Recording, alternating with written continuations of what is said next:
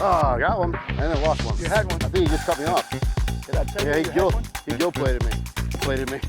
Well, we got a redfish. I couldn't catch one of these. Saved my life during the tournament. Yes, We got a redfish. good. Sorry, Sergio, I got a redfish. That's all right. It's all right. Sergio, Jason. are we to the point where I gotta hand you my rod in You know, between? hey, even a blind squirrel gets a nut once in a while, you know?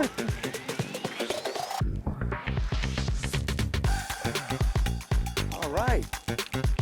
Got a redfish.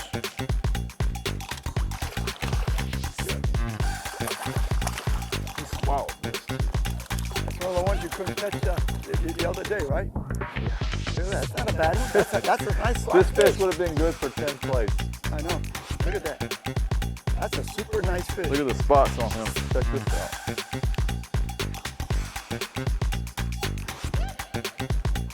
Remember they used to have them spot tournaments statewide. Remember, did you see that one that was in one of the magazines? Must have had 100 spots on them. It was all. Hey, grab one. I didn't see that one. It had the whole body was. Well, there was one that was a record that had 667 spots. It was crazy. There you go. It'll be big one day. And I left it there because a lot of times, you know, we're trying to really get up in those mangroves where these fish are hiding. And sometimes, you know, we push it to the limit and you'll catch a branch or something like that. And years ago, like 20 years ago, I coined the phrase a tree fishing. So if you catch just a bottom little branch, what it does is it keeps that bait from being able to swim out from underneath the mangroves. It keeps it basically in the danger zone. So it'll sit there and keep swimming around. And when it's going around in circles, it keeps going like a foot under the trees and back out, and it's teasing that fish. So I'll leave it there intentionally. And then when the fish hits, because you're only on that bottom little branch, most of the time it'll just pull you right off that branch. The problem was when that one hit, he ran in. So he was pulling against the branches. That's when I said to Jason, I said, oh, I'm in the trees. Yeah. You know, but luckily I was able to pull it under the trees. And when you got that situation, you want to put your rod tip down as low as you can so that you can actually pull under the mangrove branches to get that fish out.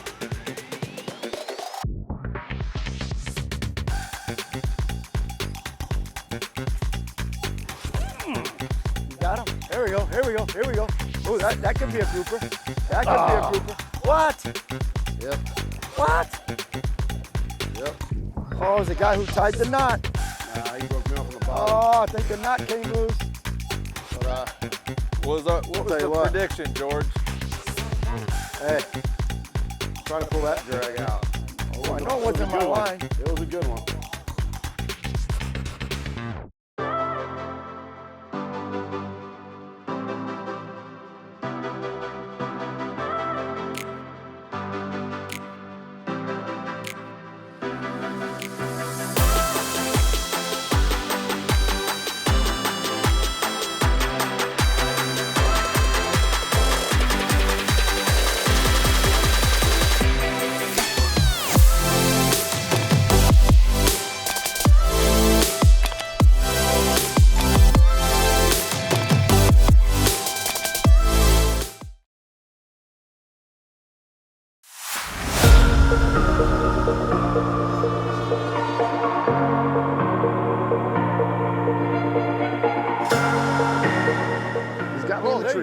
There we go. That one. Oh, you had a tree. No, I had it. Oh, nice red. Redfish? Another red? Yeah, it's a nice one. Went all over the place yesterday and Saturday. Here they were. Yeah, that's a nice one. Yeah, I might. George, you know, I was on top for like a total of 10 seconds.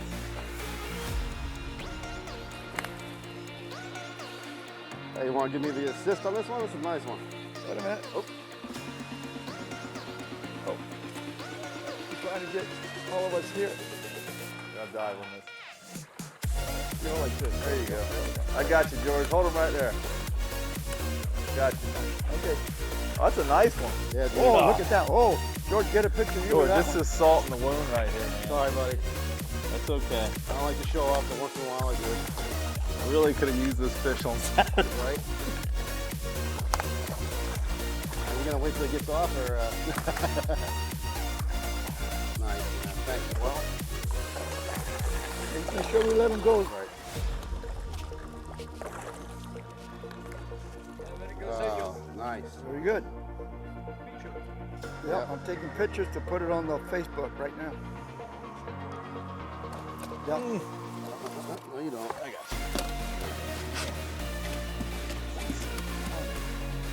you. All right, nice redfish. Basically caught on light bait. We're using a 25-pound leader and a 1/0 circle hook.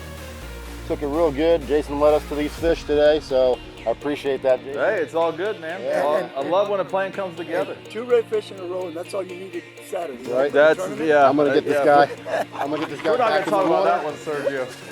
That was great, man. Revive him a little bit. Can you believe that? Right Nope, here. he don't need no revising. He ripped right out of my hand. So redfish, what I like about redfish, they're one of the fish that's the strongest. You know, I love my snook. They've got a lot of action. It's like a bass on steroids. But the redfish is the bulldog of the water. It will fight you all the way to the boat, and even at the boat. As you can see, it was giving Jason a tussle. They just don't give up whatsoever. So I think that's why people really target them and chase them around a lot. It's just good to see some around. For a while there, we weren't getting any, you know, after these red tides and stuff we had. So good to see. It's not a grouper, but.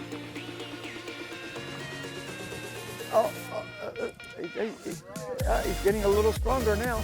Oh yeah, he is. He is a little stronger. He's a little stronger. He's a little stronger. Oh, look at that. Look at the size of that grouper. Yeah, you forgot to tell me what size. Boy, but he hit that pretty quick, you know that?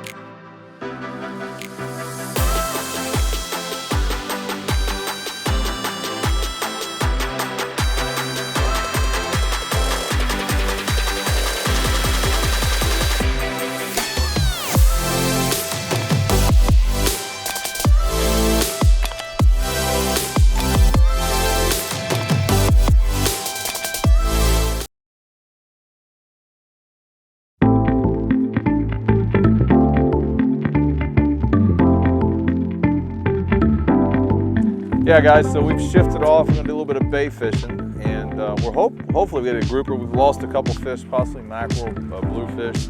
We're in somewhat of shallow water for grouper, but we're basically fishing just like we were doing. Same rigs as for snook, light tackle, 30-pound leader, same hooks. We're just fishing some shallow water. We're chumming real heavy on some rock piles, and we're gonna see what bites. But same setup, different area. Good thing about Tampa Bay, it's very versatile. You can do, you can catch 10 species in the same day and be successful with a bunch of different ways of fishing. It's a lot of great area close, so we're gonna see what happens here. That's not. No, a grouper. It's gotta be, yeah, it's gotta be. Yeah, I don't know what. That jump, I think it's a big old ladyfish, I think. Yeah, big old ladyfish, man. All right, come on, baby.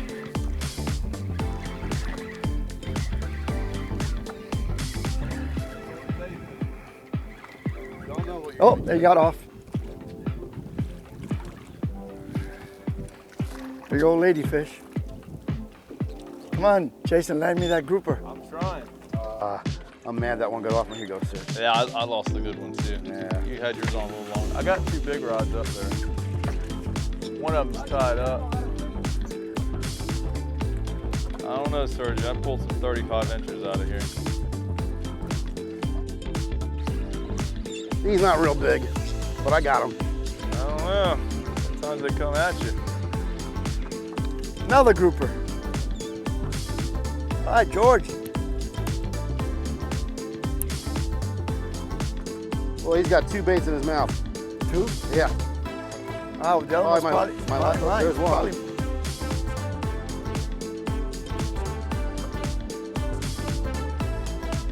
Tampa Bay grouper. Still using a weight? Yes, sir. There we go. I'm not. I'm free-lining. I'm free-lining. I'm free-lining. I'm free-lining. I'm free-lining. Free line.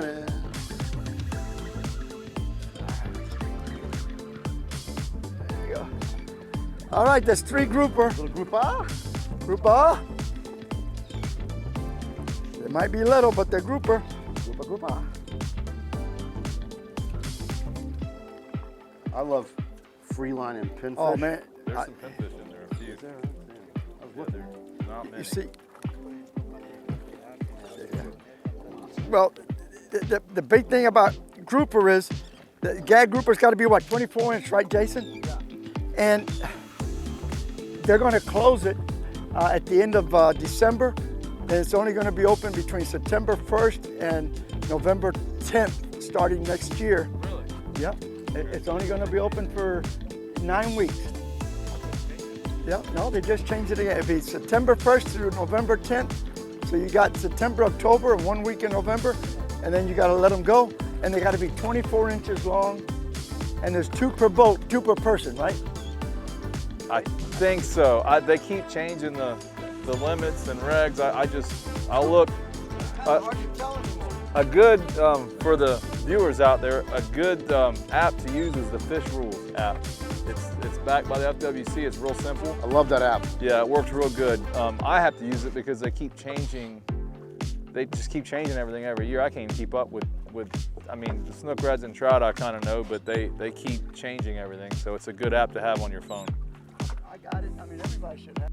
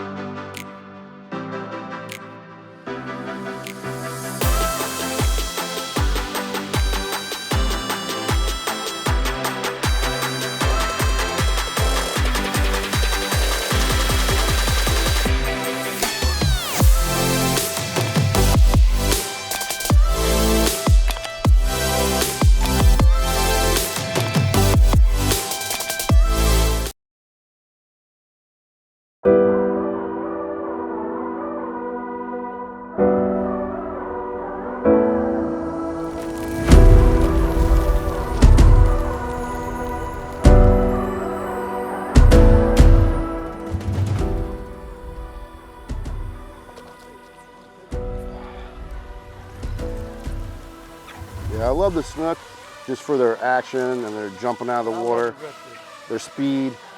And then like I said, with the redfish, they're just stronger.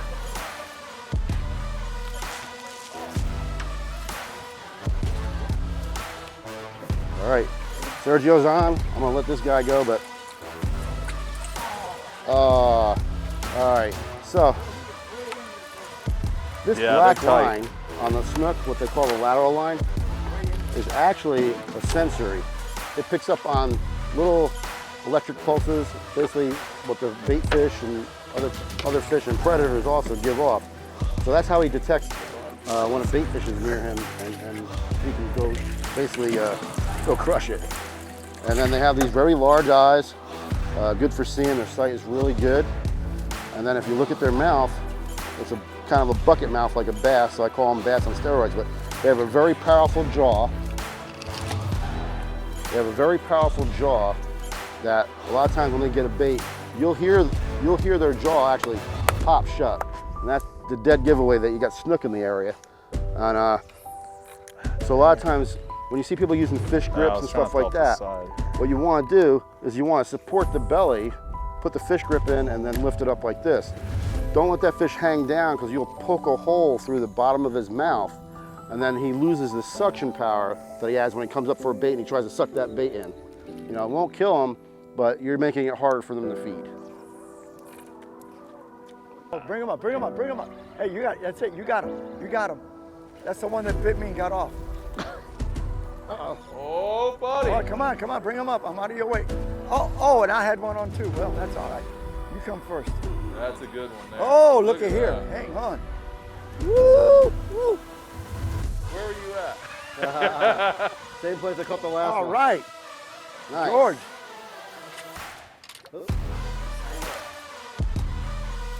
I like these little rods, man.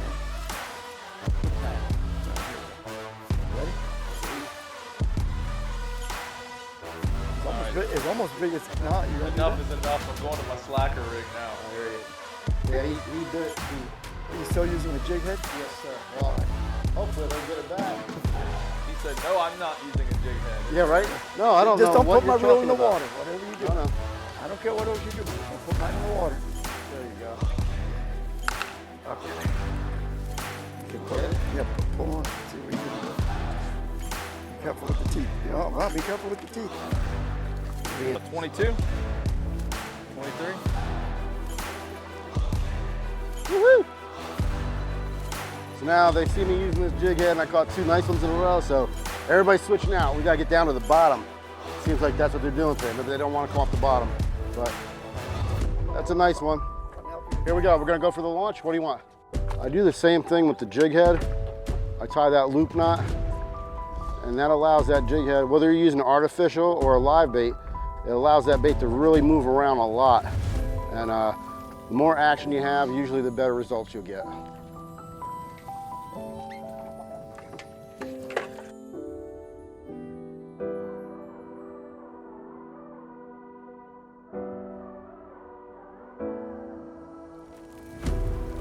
Come on, baby. Woo, look at that. There you go. There you go. Let's get them going here. How heavy of a net you throwing on the markers, Jason? The fisherman's fireworks. When we throw out chum 1.6. like that, that's 1.6. fireworks to us. No, I mean, it's not that heavy. What, you getting in the rocks? All right, he'll swim out, he'll swim out. Yep, wait him out. So that's a technique that we do. Sergio's doing right now. There's a couple techniques that you can do. One is what he's doing. You let just a little bit of slack up. Jason's hooked up. And you let just a little bit of slack out. A lot of times that grouper will swim out from the rocks. Like that. See that? Yeah. Oh, and he went back. Oh, He's oh, oh. coming. There he is, there he is. He's coming. There you go. So with the grass you see on him, you can see he was down in the rubble. And you know, it's, for his size, you thought he was a lot bigger the way he was pulling, but he actually chased the bait to the boat. Sergio, that might have been a better story if you lost him. I know. It would have, but you know, I'm an honest man. Now the other tactic, like I said, what you can do is you let just a little bit of slack, so hopefully that fish will swim out from the rocks because it thinks it's not in danger anymore. Oop. Ah. Now that was a mackerel. He took my hook. Mackerel. Yeah. Well, back in the drag off because I'm using a regular old hook. Nice mac. That's a nice mackerel. I'm gonna pop them off the de-hooker here. Sergio, hold that rod for a minute. Let's show the camera how to use the de-hooker. All right, here we go. Show you this de-hooker. Pop it. There you go. Who makes that? Baker. Okay. All right, and we want to say very special thanks to Captain Jason Prieto today. And we had some real good trips with him, like always. I knew he'd come through for me. I mean, I taught him everything he knew. But no, Jason did a great job. Thank you, Jason. Thanks for having me, guys. And if you're down here in the Tampa Bay area, you know, Captain Jason Prieto, steady action. Yep, steady action. Runs fishing out of truck. Ruskin if you're looking for him. Yeah, he's in the Ruskin area and he's really good. He's got 3 boats, so you don't have to worry about it. He'll get you on the water. Yep. Had a great day with you. Appreciate it, man. Yeah, man, Thank for you. sure. Sergio, You did always a great job, fun. brother. All right.